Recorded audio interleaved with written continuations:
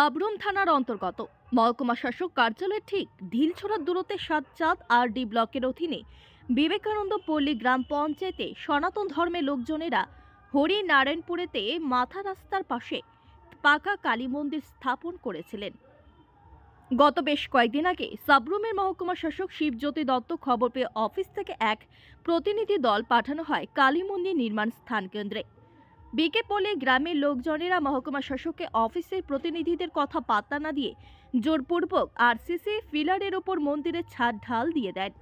মহকুমা শাসক এই রকম খবর শুনতে পেয়ে কালী মন্দির নির্মাণ স্থানে সাবরুম থানা পুলিশকে পাঠায়। সাবরুম থানা গ্রামের দুইজনের বিরুদ্ধে মামলা নেয়। এই মন্দির স্থাপন নিয়ে গ্রামে সনাতন ধর্মাবলম্বীদের মধ্যে হইচই বেজে যায়। আজ দুপুর 12 ঘটিকার সময় সাবরুম প্রখণ্ডের বিশ্ব হিন্দু পরিষদের নেতৃত্বরা সহ গ্রামের লোকজনেরা মহকুমা শাসকের অফিসে গিয়ে মহকুমা শাসক শিবজ্যোতি দত্তের সাথে ডেপুটেশন আকারে এক প্রতিনিধি দল দেখা করেন। ওই সময় মহকুমা শাসক শিবজ্যোতি দত্তের অফিসে উপস্থিত ছিলেন সাবরুমের প্রাক্তন বিধায়ক শঙ্কর রায়ের সামনে মহকুমা শাসক সকলের সামনে বলে দেন, সরকারি খাস ভূমিতে কোনো কিছু অনুমতি দেওয়া হবে না, কারণ সাবরুমে যেভাবে উন্নয়নমূলক কাজকর্ম চলছে আর এতে করে অনেক জায়গার প্রয়োজন। যে কোনো সময় ওই সমস্ত খাস ভূমিগুলিতে গড়ে উঠবে উন্নয়নমূলক কর্মকাণ্ড। এর জন্য কোনো অবস্থায় ওই খাস ভূমিতে কালী মন্দির নির্মাণ করা যাবে না।